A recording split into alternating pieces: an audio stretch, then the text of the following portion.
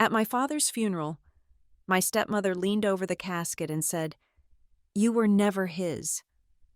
Murmurs rippled through the pews as cameras from our own employees' phones tilted up. I kept my hands steady on the hymn book because I had an audit, a recording, and a sealed envelope with my name on it. When our family lawyer stood, the cathedral went silent. He didn't open the envelope. He pressed play. "My name is Rowan Keene. I am 34 years old, and I am the Chief Operating Officer of Trident Relay, the data logistics firm my father built from 3 trucks and a rented server rack into a pre-IPO powerhouse. Today, I am standing beside his casket in the cold, silent nave of St. Bellamy's Church in North Alder, watching his second wife try to dismantle his legacy before the eulogy flowers have even started to wilt. The air in Bellamy's is always thick with the ghosts of other seasons. Today, on this brittle first Tuesday of October, it's a layered scent of old, dark wood, the sweet, heavy perfume of beeswax from 1,000 forgotten Sunday services, and the funereal sharpness of white lilies. Cold seeps up from the stone floor, through the thin soles of my black heels. A persistent, damp chill that has nothing to do with the weather outside and everything to do with the polished mahogany box 6 feet to my left. My father, Victor Keene, is inside, or what's left of him. I keep my eyes fixed on the stained glass depiction of St. Christopher behind the altar. His stoic face a mosaic of blues and golds. The light filtering through it is weak, watery, casting long, muted colors across the pews. I focus on the lead lines, the imperfections in the glass, anything to avoid looking at her. But I can feel her there, a radiating field of calculated grief. Marla Vexley, my stepmother, her platinum blonde hair is sculpted into a flawless chignon, not a single strand daring to escape. Her black dress is a sheath of expensive, glossy fabric that reflects the candlelight with a subtle sheen. It's too perfect, too composed. Her sorrow is a performance, and today is her opening night. She leans toward me, her own scent of Chanel No. 5 cutting through the holy smells of the church. Her lips, painted a severe, matte nude, are close to my ear. Her voice is not a whisper of shared grief. It is a blade, sliding between my ribs. "You're not his real daughter." The words are quiet, meant only for me, but in the profound, waiting silence of a funeral, they have the impact of a dropped stone in a still pond. I don't flinch. My hands, holding a leather-bound hymn book I have no intention of opening, remain perfectly steady. I feel the subtle shift in the atmosphere beside me, a rustle of fabric, a sharp intake of breath from my father's sister, Aunt Carol, whose face is already a mask of bewildered sorrow.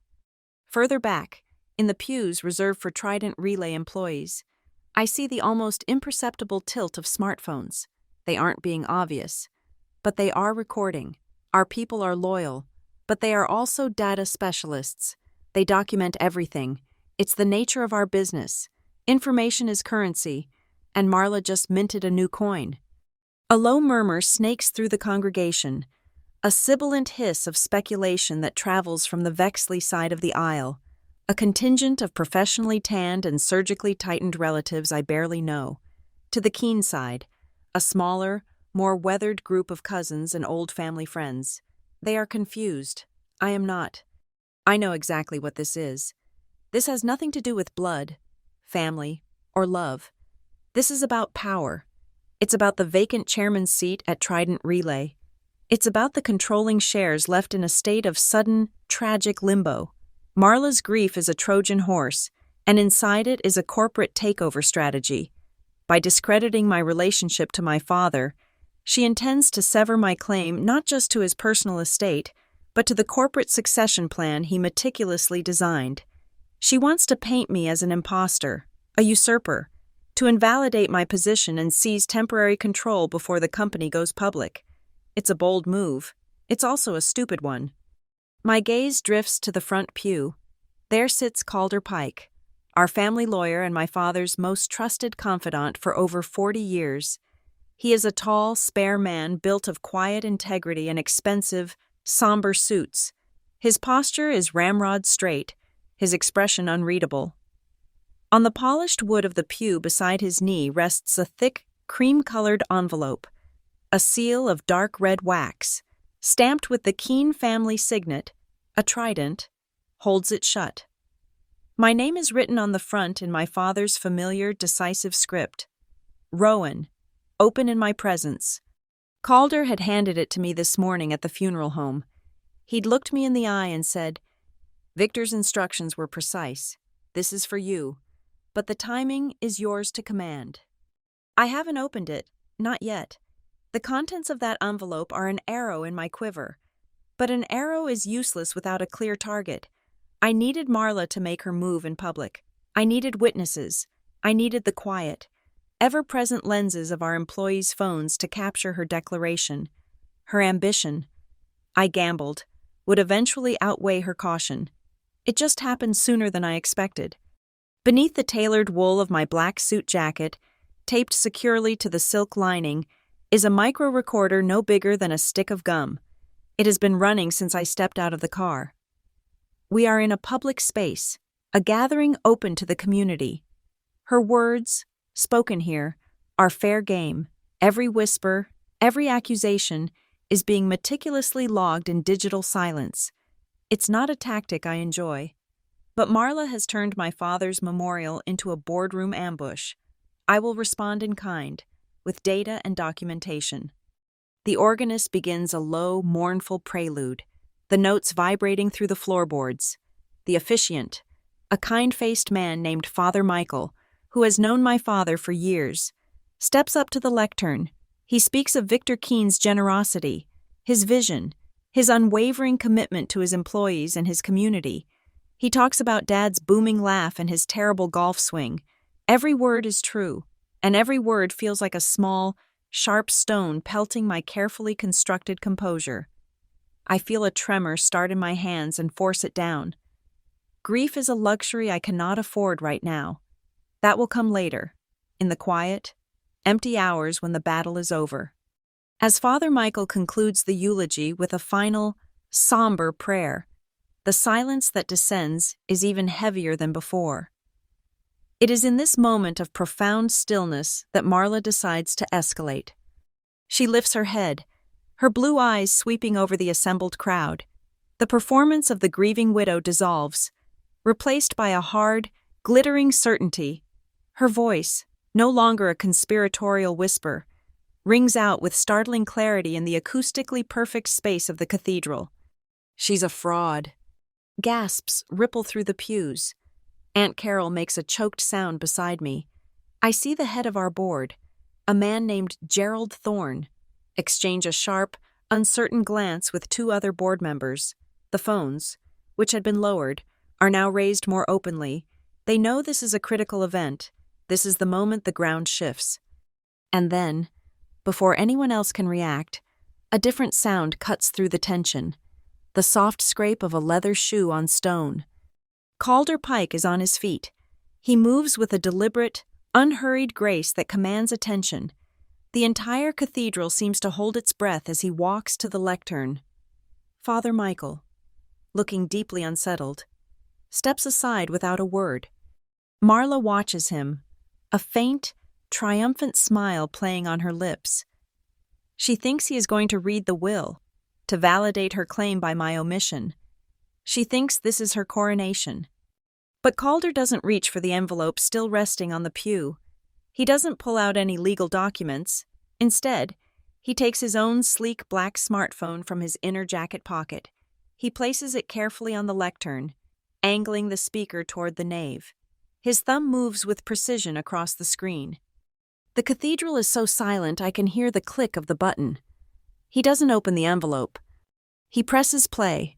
The silence stretches, thin and taut, pulled to its breaking point, in this moment, before the first sound emerges from Calder's phone. The air in St. Bellamy's is not filled with grief, but with the cold, hard vacuum of corporate warfare. The black suits and somber dresses are not mourning attire. They are uniforms, and this cathedral, with its soaring arches and sanctified air, has just become a boardroom. To understand what is happening, you must understand Trident Relay. We are not just a trucking company. We are a nervous system for the digital economy, moving high-value data servers, sensitive prototypes, and proprietary hardware across the country in climate-controlled, GPS-tracked mobile vaults. My father, Victor Keene, saw the future not in moving boxes, but in moving the silicon that powers our world. I am the architect of the physical manifestation of that vision. As COO, I built and managed the network of secure warehouses, the logistics algorithms, and the data infrastructure that form the company's backbone. It is a world of concrete, steel, and code. And Trident Relay is on the verge of its initial public offering. Months of due diligence, SEC filings, and roadshows have led to this precipice. Our valuation is breathtaking. The IPO is scheduled for the first quarter of next year. My father's death, a sudden, brutal heart attack a week ago, was not just a personal tragedy, it was a seismic event that threatened to crack the very foundation of our future. It created a power vacuum at the most sensitive possible moment. Marla knows this. She is more than just Victor's second wife of 6 years. She is the acting vice president of human resources. From that perch, she has cultivated alliances, trading favors and planting loyalists. 3 members of our 7-person board, Gerald Thorne, Patricia Croft, and Marcus Vance, are firmly in her camp. They are visible now, sitting together, their faces a carefully curated blend of sorrow and acute interest. They see this not as a funeral, but as an unscheduled shareholder meeting. The whispers started circulating through the corporate servers less than an hour after my father's death was announced. An emergency board meeting would be convened immediately following the funeral service. The agenda: appoint an interim chairman and CEO to steer the company through the final IPO push. The unspoken assumption was that the position would go to me. I had been my father's chosen successor, his COO, the one who knew the operational intricacies better than anyone. Marla's accusation, delivered with theatrical precision, is her strategic gambit. It's a poison pill designed to disqualify me. If she can successfully paint me as a fraud, an illegitimate heir who is not a Keene by blood, she can argue that my claim to succession is emotional, not professional. She can cast doubt on my father's judgment and suggest my position as COO was a product of nepotism, not merit. It would be enough to spook the board, especially her allies, into voting for a stable, uncontroversial choice, her. She wants to sever me from the Keene legacy, to sever me from the company's leadership. But I have been watching Marla for months. Her ambition is a bright, hot thing, and it leaves a thermal trail. About 6 weeks ago, a flag appeared in our quarterly expense review. A new vendor, Millbridge Logistics, had contracts for overflow warehouse leasing in 3 states. The figures were inflated, but not outrageously so, just enough to be noticeable to someone who scrutinizes every line item. I scrutinize them. The addresses listed for the warehouses were my first clue. A quick cross-reference with satellite imagery showed one was an empty lot in Nevada, another a derelict strip mall in Ohio. The third didn't exist at all. The bank codes for the wire transfers led me not to a logistics firm, but to a shell corporation registered in Delaware. Hallow Pike Holdings. The name was an inside joke, a sneering nod to her own perceived cleverness. I didn't confront her. Instead, I initiated what I called a network integrity stress test, a project under my direct authority. It was the perfect cover. While my teams believed they were testing server response times and data security protocols, a small, trusted cell within my department was actually conducting a forensic audit. We traced the digital signatures on the Millbridge contracts. We pulled server access logs. We mapped the IP addresses that authorized the payments. Every trail led back to the same place, a cluster of terminals in the Human Resources Department, authorized and approved outside of normal business hours. The digital fingerprints were all over the keyboard. Last night, while Marla was likely rehearsing her funeral performance, my team and I were in a secure data bunker.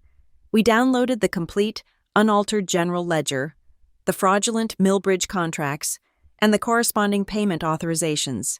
We packaged the data, encrypted it, and uploaded it to a secure, immutable server hosted by our independent auditors, a top-tier firm whose reputation is beyond reproach. The package was digitally time-stamped at 23:47 last night. The chain of custody is absolute. The evidence is pristine. Marla's mistake was believing this fight was about heritage. I knew it was about finance. She thought she could win with a lie about the past. I was prepared to win with the truth about the present. But I needed a catalyst. I couldn't simply walk into a board meeting and accuse the chairman's widow of embezzlement without looking vengeful and opportunistic. I needed her to make the first move, to create a public and undeniable justification for my counterattack. I needed her to attack my integrity in front of the very people whose trust I needed to maintain, our board and our employees. This funeral, this sacred, terrible event, became her chosen stage. It was a perverse but perfect arena. Everyone was here, the board, our key executives, our employees, our family, and in the age of the smartphone, everyone is a documentarian.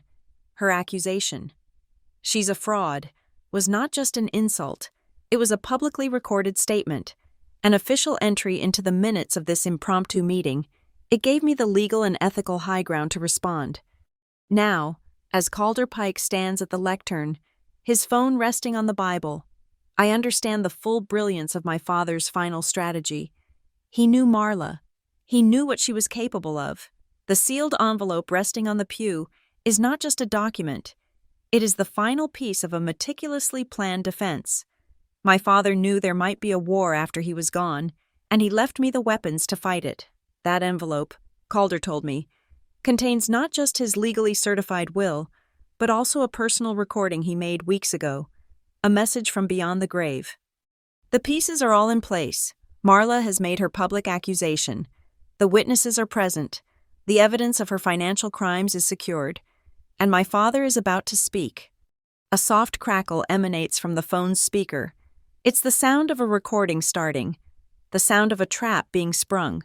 The first sound from the phone's speaker is a faint hiss, the empty noise of a digital file opening.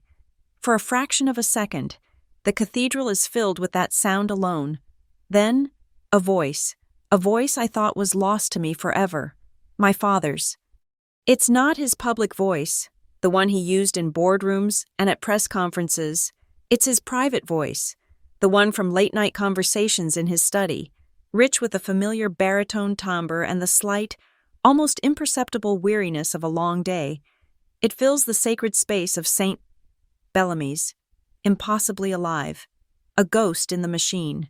A wave of pure, unadulterated grief hits me so hard my knees almost buckle. I grip the hymn book, my knuckles white, using its solid weight to anchor myself to the cold stone floor. I can't break, not now.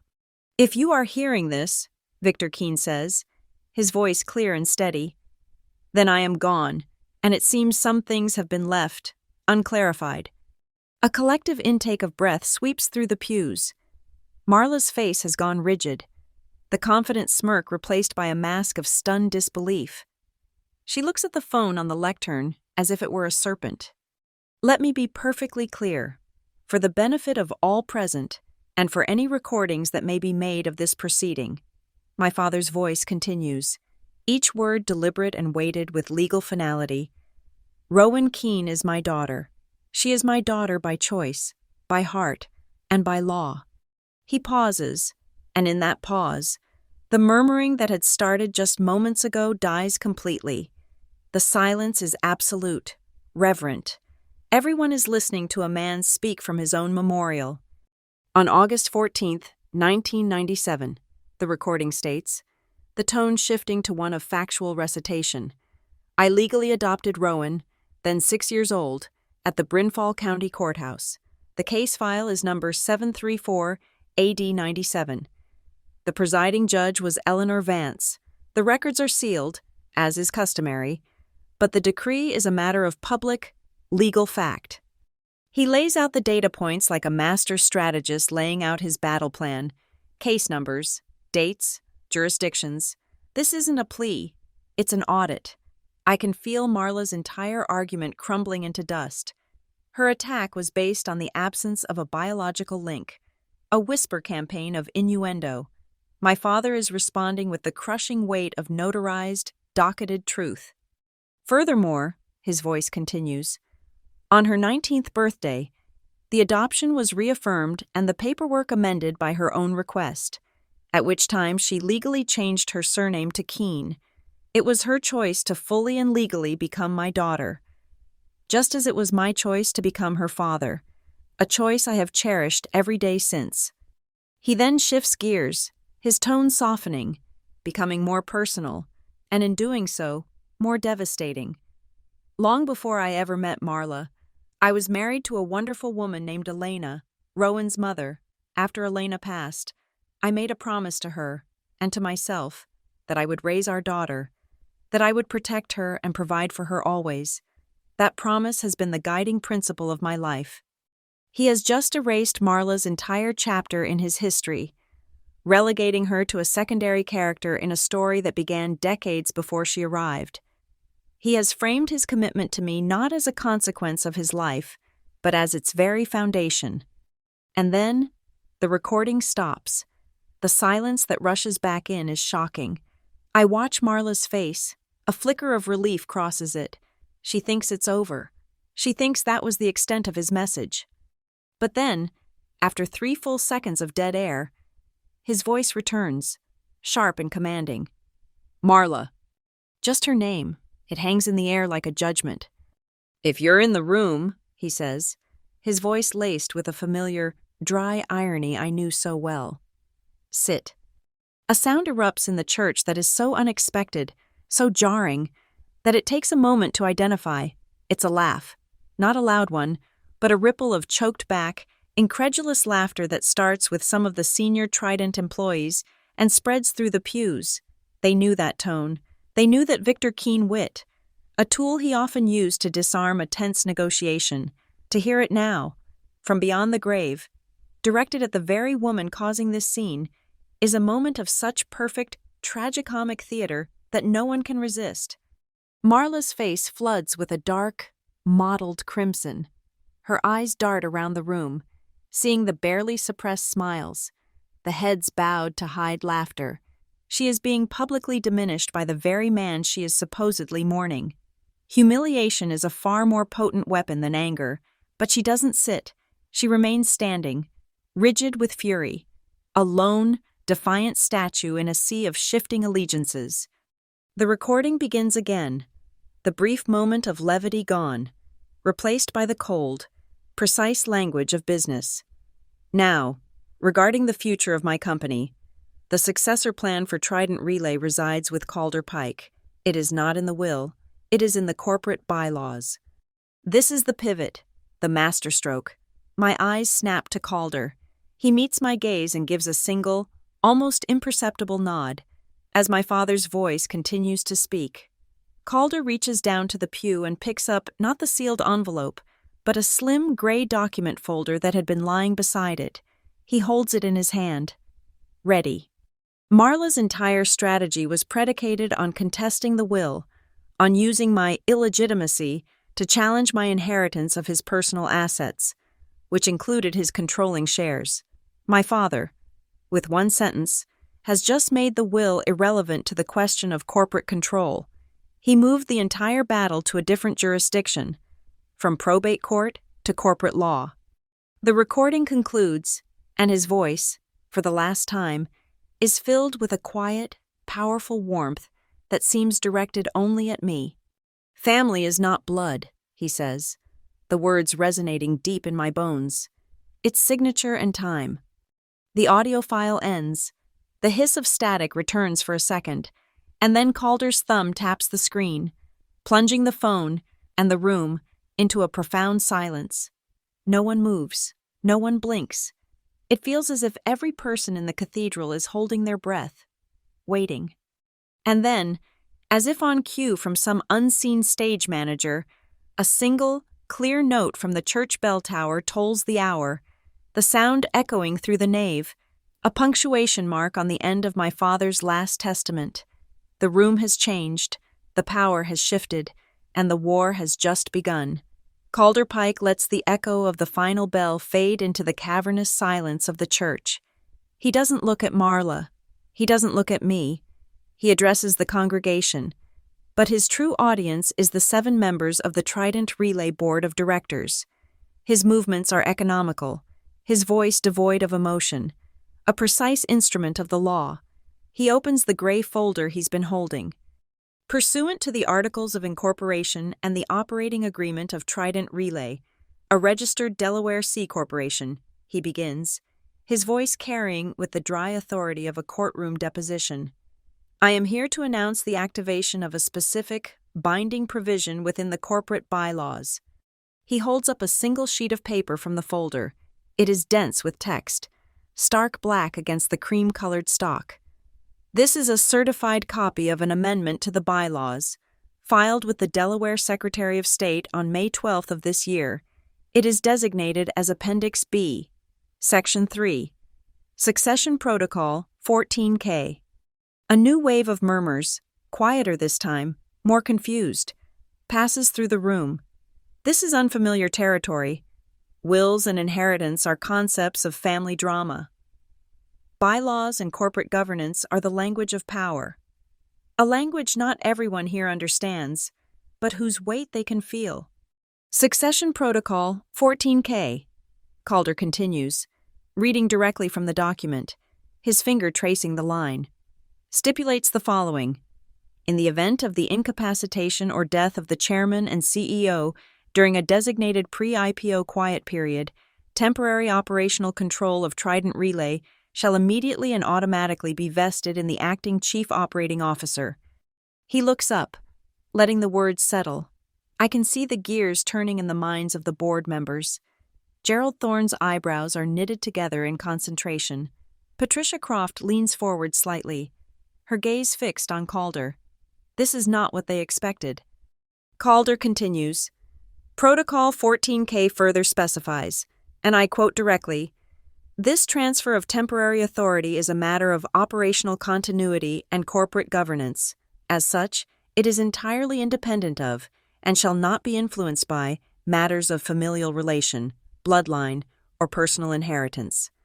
He has just built a legal firewall between my identity as Victor Keene's daughter and my role as Trident Relay's COO. Marla's entire attack, the foundation of her strategy, has been rendered legally irrelevant to the matter at hand, the control of the company. To support this protocol and to eliminate any ambiguity regarding the designated COO, Calder says, his voice flat and steady, my office has, per Victor Keene's instructions, prepared a supplementary file. He lifts a second, thicker set of documents from the folder. This file contains a notarized copy of the final adoption decree for Rowan Keene, dated August 14, 1997, and a certified statement of legal parentage. These documents confirm her legal standing as Victor Keene's lawful heir. Marla finally finds her voice. It's sharp, brittle with a rising panic. This is absurd. The will, his last will and testament, is what matters. A will supersedes your little bylaw. Her voice is too loud for the solemn space, a shrill note of desperation that makes several people wince. She is losing her carefully maintained composure. Calder turns his head slowly to look at her for the first time. His expression is one of patient, almost pitying, correction. No, Mrs. Vexley, it does not. His refutation is quiet, yet it cuts through her outburst like a scalpel. The corporate bylaws govern the company, he explains, as if speaking to a student. They are a legally binding contract between the corporation and its shareholders, dictating how the entity is managed. The will, by contrast, governs Mr. Keene's personal assets, his property, his personal investments, his shares. The two documents operate in separate legal spheres. One controls the C-suite, the other controls the estate. He pauses, then delivers the final, clarifying blow. The evidence of adoption I hold ensures Ms. Keene's legal right to inherit from the personal estate, as stipulated in the will, but her right to run this company, right now, comes not from the will, but directly from the bylaws you see here. One is a matter of inheritance. The other is a matter of uninterrupted corporate governance. My late client was exceptionally thorough. To emphasize the point, he turns the top page of the document packet so the board members in the front pews can see it. Even from where I stand, I can make out the embossed, circular seal of the state of Delaware and the distinctive red stamp from the Secretary of State's office, indicating it was received and filed. I can see the document number, the filing date, the index catalog, a litany of bureaucratic details that together form an unbreachable wall of legal fact. This isn't a theory, it's a receipt. I see it then, the silent communication that decides the fate of companies. Gerald Thorne catches Patricia Croft's eye. She gives a small, almost imperceptible shake of her head, a gesture that says, "This is ironclad. We have no move." Marcus Vance, Marla's staunchest ally, pulls out his phone, his thumb swiping furiously across the screen. I know, with absolute certainty, that a PDF copy of Protocol 14K, sent from Calder's office an hour ago, is waiting in his inbox. He isn't looking for a loophole. He's looking at the signature and the state seal, confirming his own defeat. And for the first time since this ordeal began, I see the mask of my stepmother, Marla Vexley, truly crack. It's not a dramatic collapse. It's a subtle, terrifying implosion. The hard, defiant set of her jaw softens into slackness. The brilliant, calculating light in her eyes dims, replaced by the flat, dull sheen of dawning comprehension. The intricate architecture of her plan, the public humiliation, the challenge to the will, the emergency board vote, the seizure of power, has just been systematically dismantled, brick by legal brick. She is staring at the smoking ruins of her own ambition, and on her face is the unmistakable, bloodless look of someone who has been utterly and completely outmaneuvered. As Calder Pike lays out the cold, hard framework of corporate law, my mind is not on the bylaws or the succession protocol. It's on a different set of documents, a different kind of truth. While he dismantles Marla's attack on my identity, I am thinking of the encrypted solid-state drive in my jacket pocket, a small, dense rectangle of black aluminum that contains the evidence of her own profound fraudulence. The fight she started is about blood and legitimacy. The one I'm about to finish is about spreadsheets and wire transfers. It began a month ago, a quiet flicker of wrongness in the third quarter logistics budget. I was reviewing our ancillary expenditures, a routine I perform myself because profit and loss are not found in the grand strategies, but in the mundane details. A line item for overflow warehousing, contracted to a vendor named Millbridge Logistics, caught my eye. The amount wasn't astronomical, but it was inconsistent, a recurring charge that didn't align with our known capacity data. We hadn't been near overflow in those sectors for 6 months. My first step wasn't an accusation, it was a query.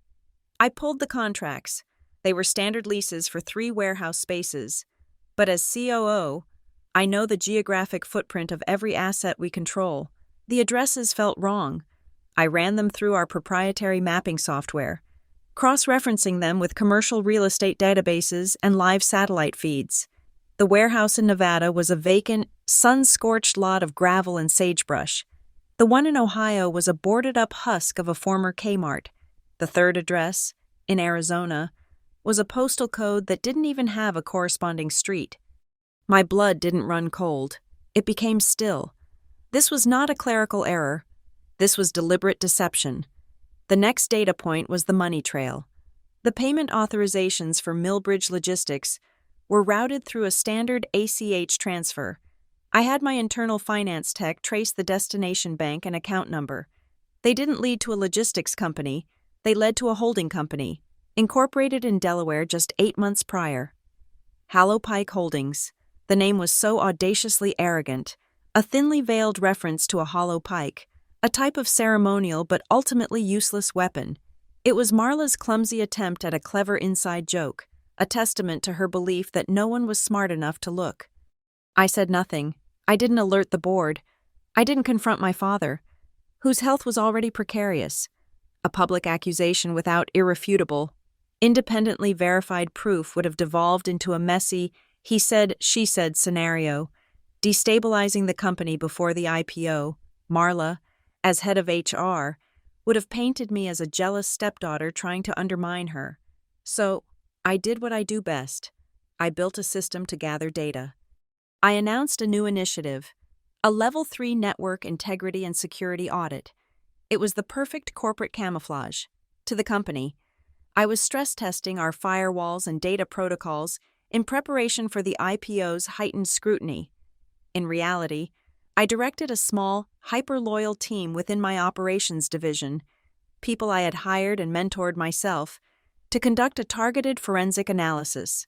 Their objective was simple: collect every digital interaction associated with the Millbridge Logistics contracts.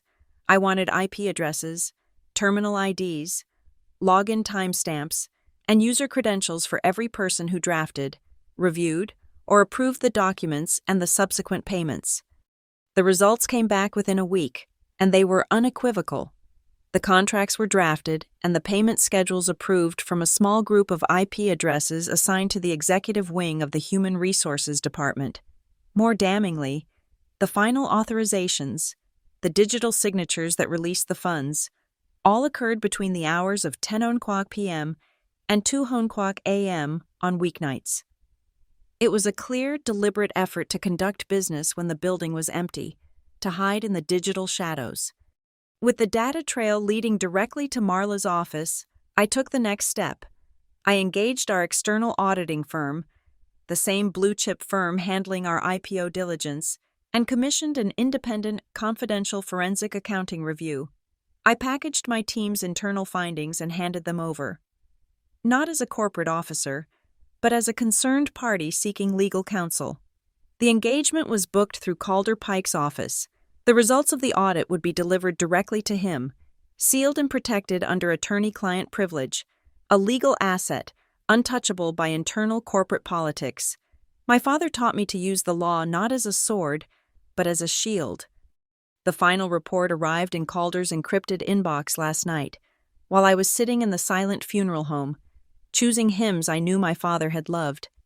Calder forwarded the summary to me. The auditors had confirmed every one of my findings, and they had found the smoking gun. The digital signature used for the final payment authorizations belonged to Marla's executive assistant, a young, ambitious woman she had promoted 3 times in 2 years. However, the signature was enabled via a specific authorization key, a cryptographic token that was issued directly to Marla Vexley. She had delegated the signature but not the liability. It was her digital hand guiding her assistants. That is what sits on the encrypted drive in my pocket, not just my team's logs, but the full, unassailable report from a globally respected auditing firm, complete with a signed declaration of their findings and a meticulous chain of custody document for the data.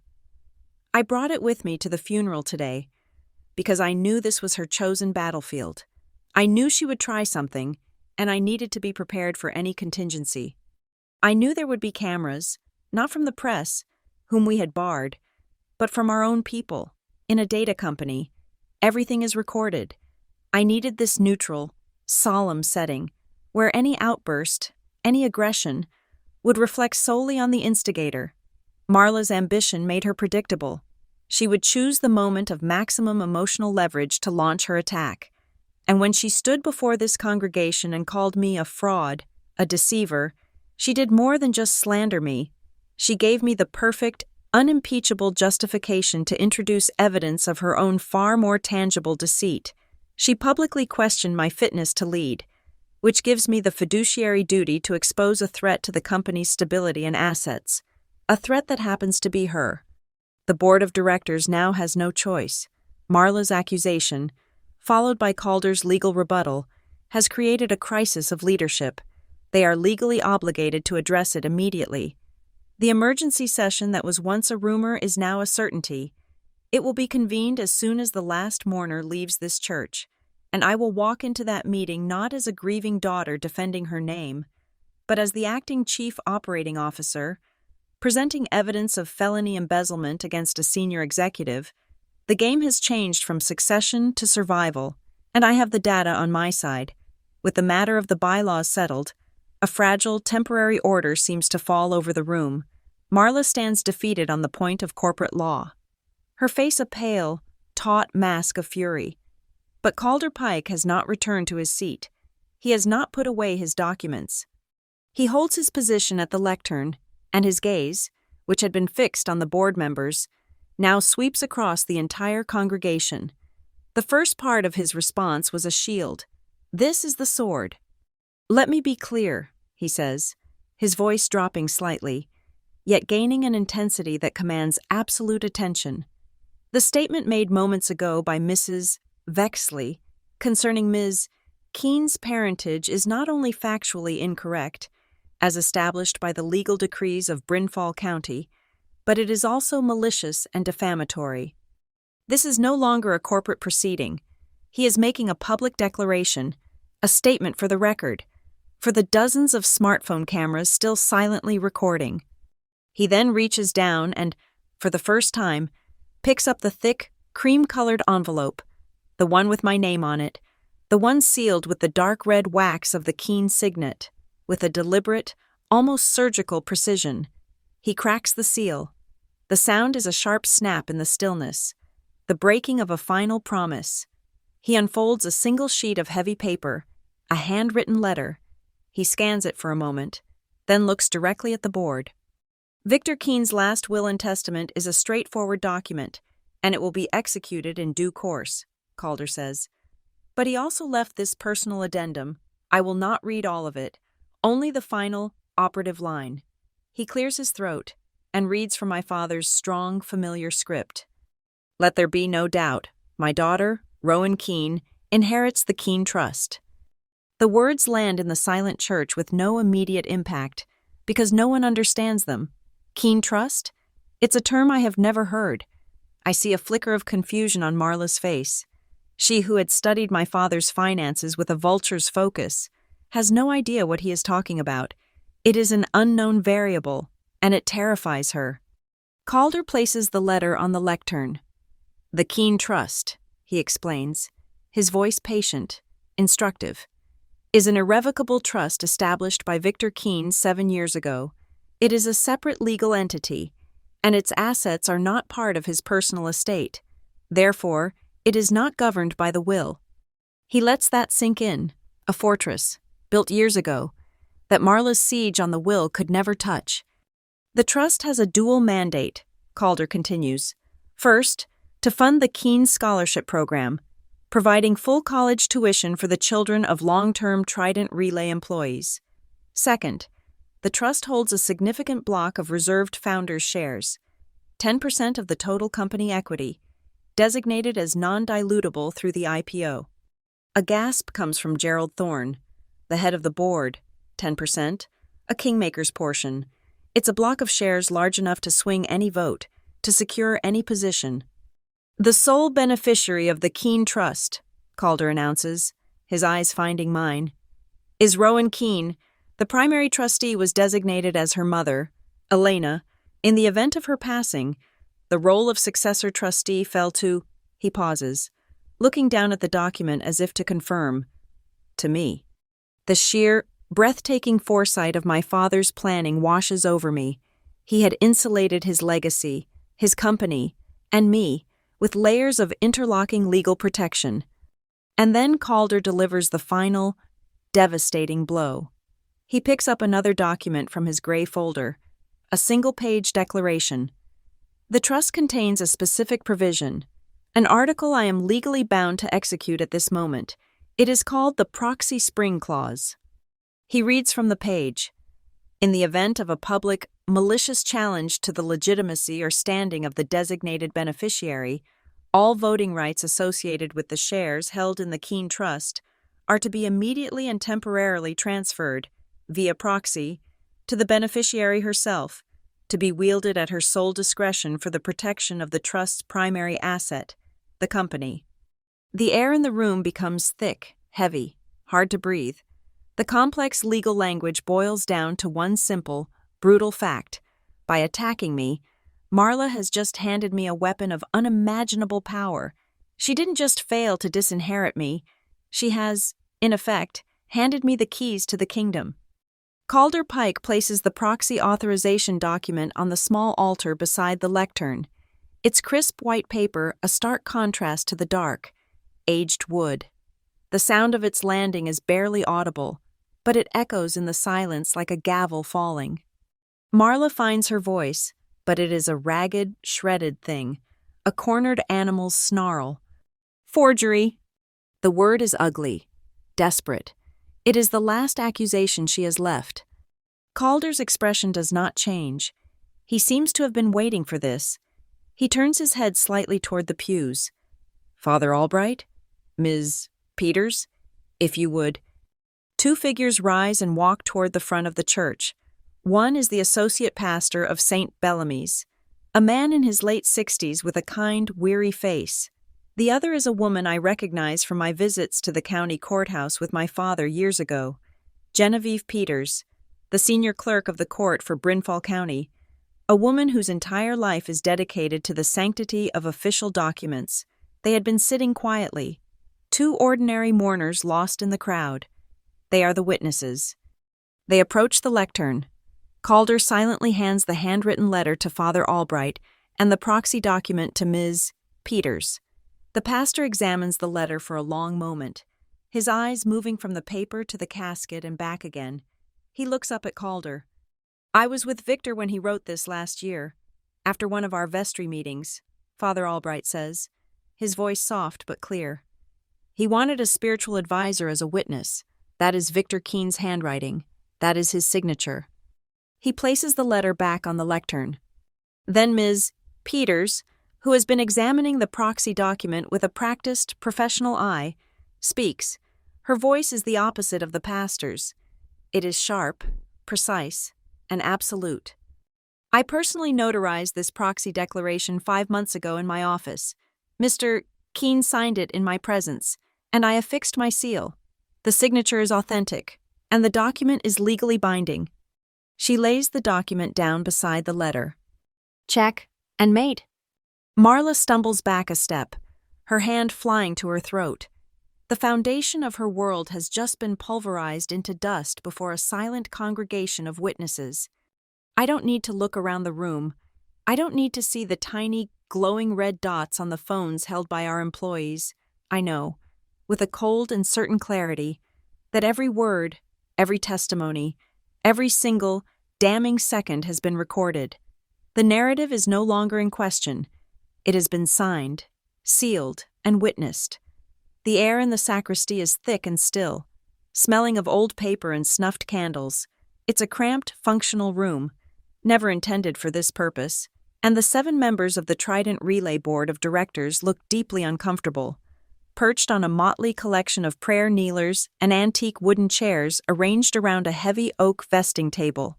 The solemnity of the funeral has evaporated, replaced by a tense, electric current of crisis. We are a quorum. The meeting is in order. Gerald Thorne, the lead independent director, has de facto assumed the role of acting chair. His face is grim, his posture rigid. This is an extraordinary meeting, convened under extraordinary circumstances, he begins, his voice low but firm. Ms. Keene, you have the floor. I don't rise. I remain seated, projecting a calm I do not entirely feel. I place my hands on the table. Thank you, Gerald. I will be brief, in my capacity as Chief Operating Officer, and now as acting head of the company per Protocol 14K. I have a duty to report a significant financial and operational risk to the board. I look from face to face, meeting each of their gazes. For the past 6 weeks, I have been investigating a series of financial irregularities pertaining to fraudulent contracts and payments made to a vendor shell corporation. The matter involves a senior executive in this room. Marla, seated directly across from me, lets out a sharp, derisive laugh. This is a pathetic, vengeful fantasy. She's trying to deflect from her own fraudulent position. I ignore her completely. My focus is on the board. The evidence I have compiled is comprehensive and has been independently verified. It is contained on an encrypted drive. I am now airdropping a secure time-limited access link to each of your devices. The password is continuity. A series of soft pings echoes in the small room as they accept the transfer. Marcus Vance, Marla's ally, glares at his phone but accepts the link. Inside the folder, I continue, my voice even and measured, you will find copies of lease agreements with a non-existent entity called Millbridge Logistics, satellite imagery of the purported warehouse locations, and traced wire transfers to a Delaware-based shell company, Hallow Pike Holdings. The total sum embezzled from the company to date is approximately $2.4 million. The number hangs in the air, heavy and obscene. These are baseless fabrications, Marla snaps, her voice rising. Doctored documents from a desperate... To that point, I cut her off smoothly. I have taken the liberty of arranging for independent verification. I turn my laptop, which has been sitting closed on the table, and open it. A video call is already waiting. I click connect. The face of Robert Davies, the senior forensic partner at our auditing firm, appears on the screen. He looks tired and serious. Mr. Davies, I say, thank you for joining us on short notice. Could you please identify yourself for the board? Robert Davies, partner, forensic accounting, at PricewaterhouseCoopers, he says, his voice crisp and professional.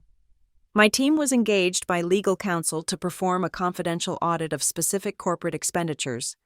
Mr. Davies, I ask, last night your firm transmitted a final report to our legal counsel. Mr. Pike, can you attest to the integrity of the data package I have just shared with the board? I can, he replies. The zip file you're accessing has a specific SJ256 integrity hash.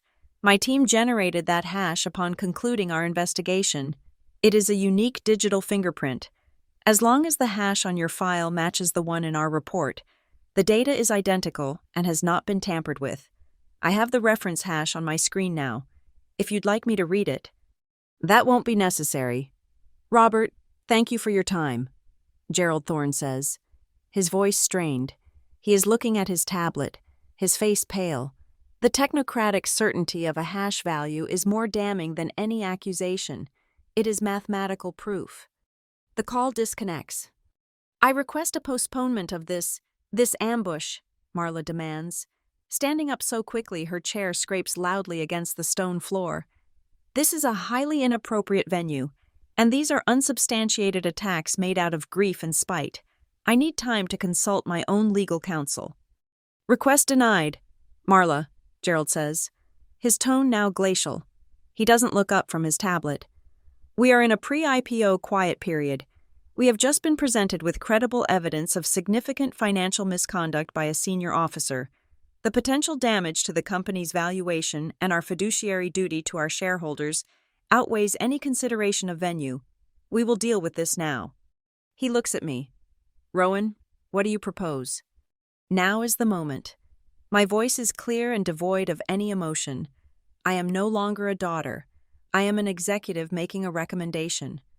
I move for the immediate and indefinite suspension, without pay, of Marla Vexley from all duties and responsibilities at Trident Relay, pending a full internal investigation.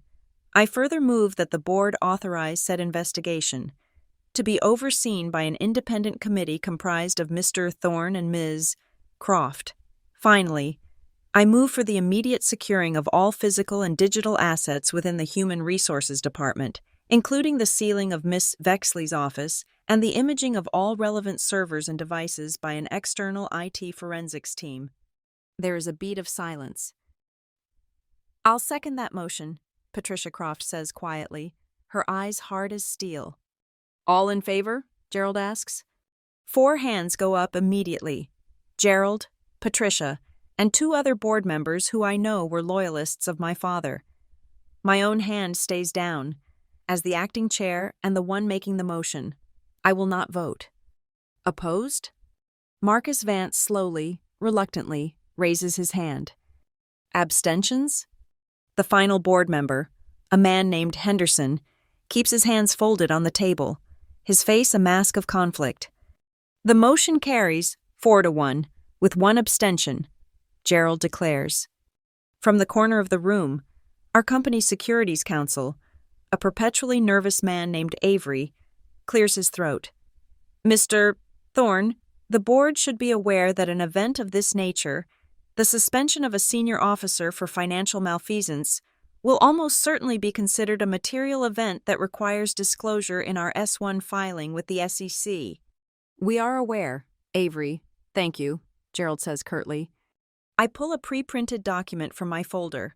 It's a formal directive for document and asset preservation. I sign it with a firm, steady hand, and date it. I take out my phone and send a single text to the head of our corporate security, a man I trust implicitly. Execute Protocol Indigo, now. It's a prearranged signal. Within minutes, his team will be moving to seal the HR department and collect all of Marla's access credentials, both physical and digital. Marla watches all of this, her face contorting with a rage that seems to physically shake her. The legal arguments, the corporate maneuvering, it's a language she tried to speak, but she was never fluent. She reverts to the only thing she has left. Her voice is a raw, desperate shriek that echoes horribly in the small, holy room. You have no right. This is Victor's company. Rowan isn't blood. I stand up slowly, gathering my papers, my calm a stark, cold wall against her hysteria. I look at her, not with hatred, but with a kind of final, pitying dismissal. Companies run on law and ledgers. Marla, I say, my voice quiet, but carrying to every corner of the room. Not on blood. The motion has passed. The words hang in the dead air of the sacristy. A formal, irrevocable judgment. Marla stands frozen, her defiance crumbling into a brittle, ugly shock. The board members avoid her gaze, looking instead at their tablets, at the scuffed toes of their shoes, at anything but the woman whose corporate life has just been terminated. The room is a vacuum of averted eyes and shallow breaths. In this charged silence, Calder Pike moves. He walks from the head of the table over to me, his steps measured and quiet on the stone floor. He reaches into the same inner pocket of his suit jacket from which he'd produced his phone, but this time he withdraws something else, a second envelope. It is smaller than the first, made of the same thick cream-colored paper, but there is no formal wax seal. It is simply folded shut. On the front, in my father's hand, are 3 words, "For Rowan alone." Calder places it in my hand. His fingers brush against mine, and for a fleeting moment, his professional mask slips. I see not a lawyer, but the man who taught me how to cast a fishing line, the man who sat with my father through long nights of business plans and bourbon. His eyes are filled with a deep, weary sadness. He wanted you to have this, Calder says, his voice a low murmur meant only for me, when the time was right. My hands are shaking now. The adrenaline of the fight is draining away, leaving a hollow space where the grief is beginning to seep back in. I turn the envelope over. It feels both impossibly heavy and light as a feather. I unfold the flap. Inside are 2 things. The first is a small, rectangular photograph, faded and slightly creased at the edges. It's a sonogram, a grainy, black and white image of a life just beginning. A tiny, curled shape suspended in the dark. It's not mine. It's my mother's, a relic from a time before me, a symbol of the biological bond Marla has been trying to weaponize. The second item is a single sheet of his personal stationery, folded into a neat square. I recognize the weight of the paper, the faint scent of cedar from the wooden box where he kept it. The letter is dated August 14th, 1997, the day he legally adopted me. It's not long. His handwriting is firm, the ink a dark, decisive blue. He writes about seeing me that day in the judge's chambers, about how small my hand felt in his. He writes about the promise he made to my mother. And then I read the final line, a sentence that rewrites the past 30 years and seals the future. I did not know then that I would one day marry again. I only knew that my life as a father began today. I chose you. Before I knew her, before anything else, I chose you. A single tear escapes and traces a hot path down my cheek. I don't wipe it away. It is a tear of profound, aching validation, a final gift from him. He knew this day might come. He knew the nature of the woman he had married, and he had prepared one last shield for me, one forged not of law or bylaws, but of pure, simple truth. I look up from the letter, my vision blurred, and my eyes meet Marla's across the table. She sees the tear. She sees the raw emotion on my face, and she misreads it completely. She mistakes my grief for weakness, my validation for vulnerability. A slow, cruel smirk spreads across her lips. Her eyes glitter with a renewed spark of malice. She is rallying, preparing to launch a fresh assault, to dismiss this as more sentimental nonsense. She opens her mouth to speak, to spit more poison. She never gets the chance. I don't say a word. I don't raise my voice. I perform two simple, quiet actions. First, I take the faded sonogram and place it gently in the center of the dark oak table. It lies there, a tiny island of irrefutable history, a testament to a family she could never be a part of. Second, I turn my laptop, which is still open before me, so that the screen faces her and the rest of the board. My finger moves to the trackpad and clicks play. There is no sound. The screen shows the silent, sterile feed from a security camera. The timestamp in the corner reads 11:18 p.m. 6 days ago. The location stamp says HR Exec Wing. The video shows Marla's office. She is standing by her assistant's desk. In the video, Marla hands the young woman a thick white envelope, the kind used for cash. She then points a perfectly manicured finger at a document on the assistant's screen. The angle is perfect.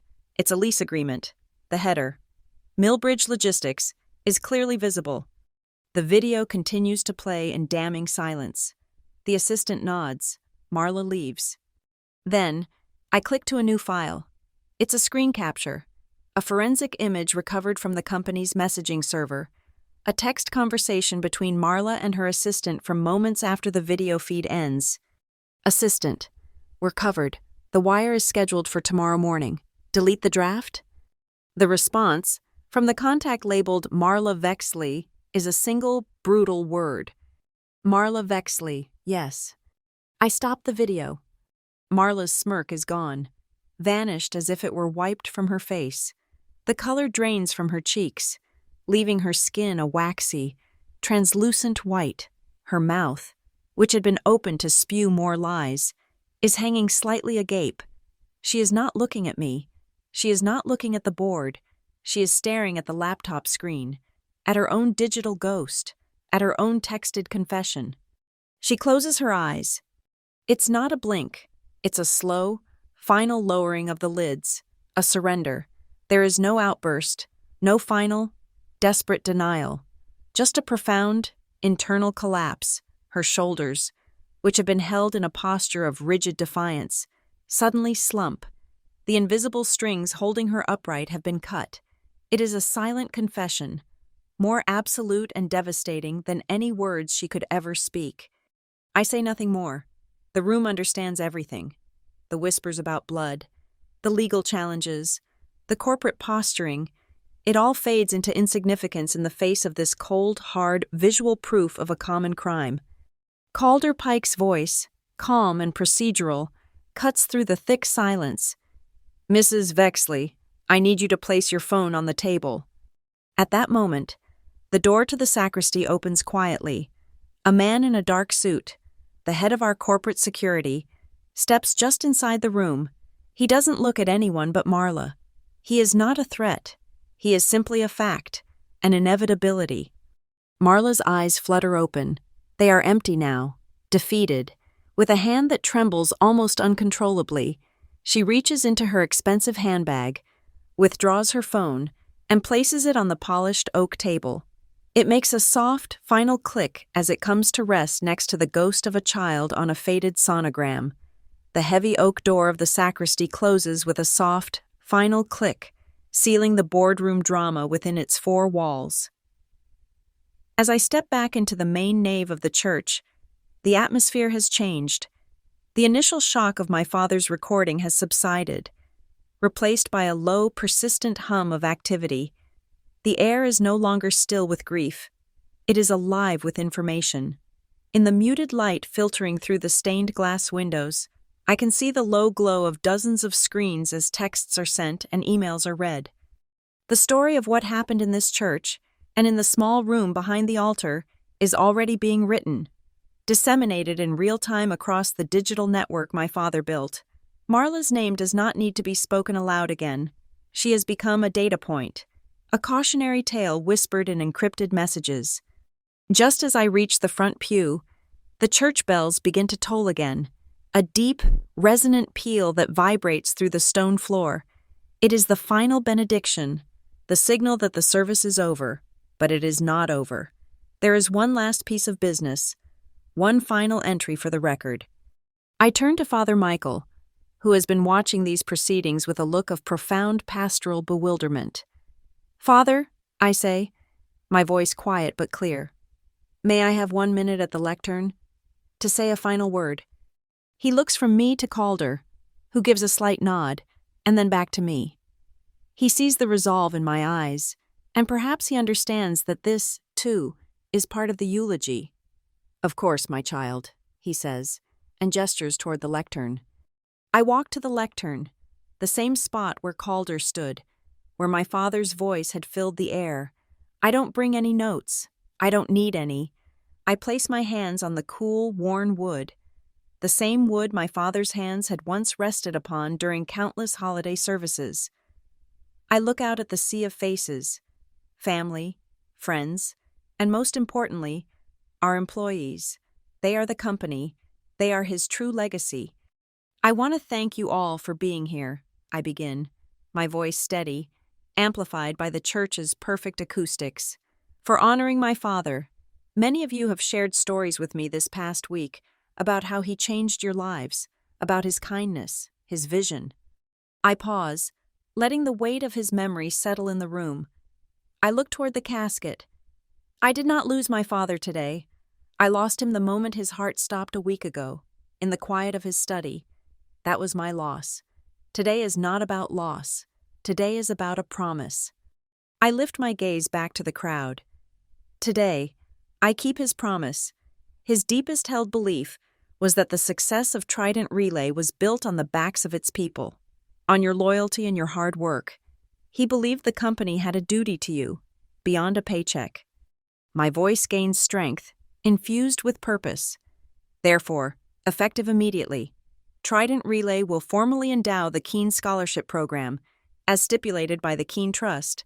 From this day forward, the children of every employee with over 10 years of service will be guaranteed a fully funded college education. That was his vision, and that is his promise, fulfilled. A wave of stunned silence is followed by a swell of emotion that is palpable in the room. I see tears in the eyes of men and women I have known my entire professional life, people who run our warehouses and drive our trucks. It is a moment of profound connection, a reaffirmation of the company's soul. The poison Marla tried to inject into the bloodstream of our community has been neutralized by an act of profound strategic generosity. As I step away from the lectern, Calder meets me. In his hand is the proxy authorization document, now clipped to a fresh signature page. He hands it to me, along with his own heavy gold-nibbed fountain pen. "Before witnesses," he says quietly. He gestures to Father Albright and Ms. Peters, who step forward once more, their faces solemn, in the holy space of the sanctuary, before the altar and in the sight of all present. I sign the document. My signature is firm and clear. Rowan Keene. The scratching of the pen on the thick paper is the only sound. I have just formally accepted the voting rights to 10% of the company my father built. The witnesses add their own signatures below mine. It is a secular sacrament, a transfer of power witnessed by God and the state. As this happens, Gerald Thorne addresses the board members in the front pew in a low, decisive tone. "We will hold a press conference tomorrow morning at 9 a.m. sharp. Full transparency. We'll get ahead of this." I see, from the corner of my eye, a quiet, undramatic exit.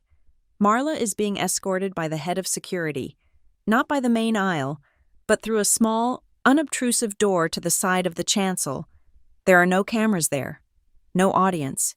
She is simply removed, an error corrected, a file deleted. She disappears from the narrative without a final scene. Calder takes the signed papers.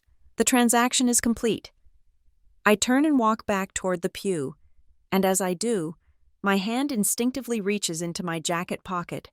I feel the folded letter and the creased sonogram.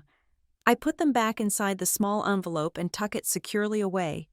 The weight in my chest, a cold, heavy stone I have been carrying for weeks, for years, feels lighter, not gone, but shifted. My path takes me directly past my father's casket. The rest of the congregation is beginning to stir, to rise and file out, but for a moment, it is just him and me. I stop. The dark mahogany wood is cool and smooth as polished stone under my fingertips. The flowers beside it fill the air with their sweet, cloying scent. I lean in close, the scent of the beeswax and lilies and old wood all around me, and I whisper the words that are the truest eulogy I can offer. I kept the ledgers honest, Dad. I don't wait for an answer. I straighten up, my back straight, my shoulders squared. I don't look back at the casket, at the altar, at the fading light of the stained glass windows. I turn my body and my focus forward, toward the great main doors of the cathedral. They stand open, and through them pours the cool, white light of the October afternoon. It is not a warm light, but it is bright and clear and shows the way forward. I walk toward it, my steps even and sure, leaving the shadows and the silence behind me. The sun in the churchyard is a cold, brittle thing. It offers light but no warmth, stripping the world of color and leaving behind sharp edges and long, dark shadows. The air is thin and crisp, and each breath I take plumes in front of me, a fleeting white ghost in the October afternoon. The press is gathered at the bottom of the long stone steps, a restless pack held at bay by a line of church staff and a prearranged perimeter. They are a distant, silent sea of long lenses and microphones, their presence an accepted, if unwelcome, part of the landscape of a life lived in the shadow of a great company. They cannot hear us, but they are watching, documenting every gesture, trying to interpret the story from a distance. Calder Pike walks beside me, his long, dark overcoat billowing slightly in the breeze. His work is done. The legal architecture he and my father built has held firm, repelling the assault. He looks tired, the skin around his eyes drawn tight, but there is a deep, quiet satisfaction in his posture. The battle is won. The kingdom is secure. He looks over at the distant line of reporters, then back at me. His voice is low, a professional courtesy, one last loose end to be tied. Are you sure you don't want to make a statement? Something definitive about the blood issue? We can shut down any lingering speculation before it even begins. I stop on the wide, windswept landing at the top of the steps and turn to face him.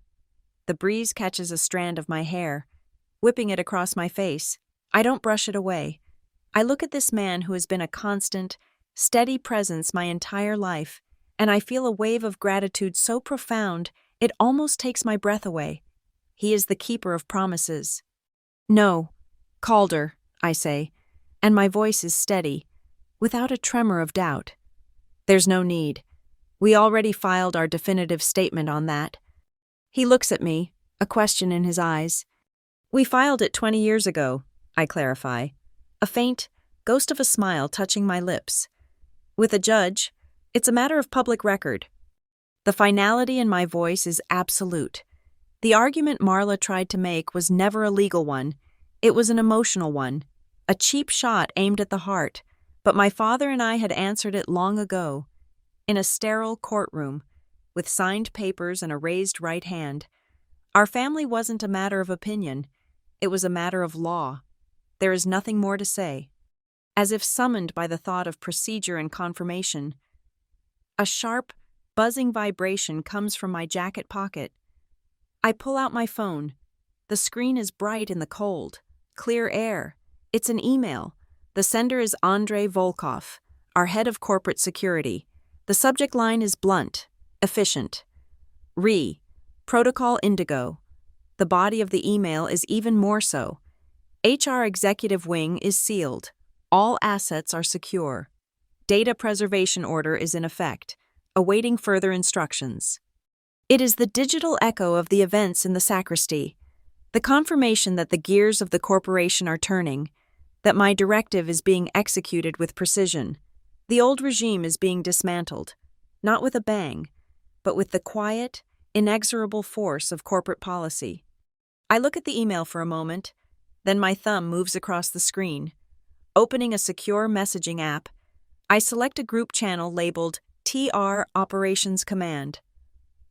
My team, the small, loyal cell who worked in the digital shadows with me, who trusted me without question, I type a short, clear message. Proceed per protocol 14K. I hit send. There is no need for anything more. They know what it means. It means the audit is over and the transition begins.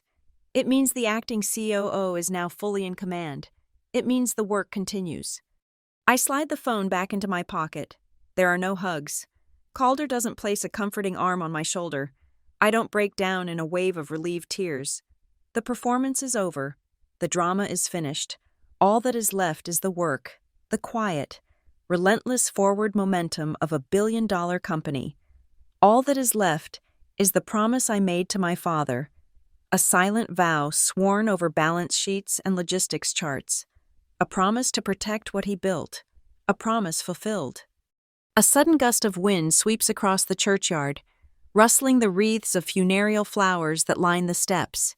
A single, small white petal from a lily is lifted into the air. It dances for a moment, a tiny, fragile speck against the vast, pale blue of the sky.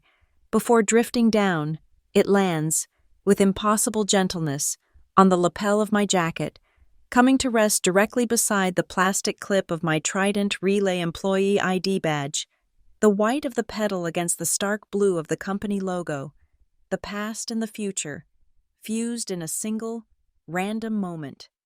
I look down at it, this small, perfect accident, and for the first time today, a genuine, unforced smile touches my lips. It is not a smile of triumph or of vengeance. It is a smile of quiet, absolute certainty, of belonging. I look up, past Calder, past the waiting press, toward the future. Signed, sealed, keen, I say, so softly that the wind snatches the words away. It is done. Thank you for listening to this story. Let me know in the comments where you're tuning in from. I'd love to hear your thoughts and connect with you all.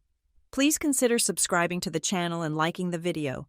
And if you really enjoyed it, support us by hitting that hype button so this story can be heard by more people.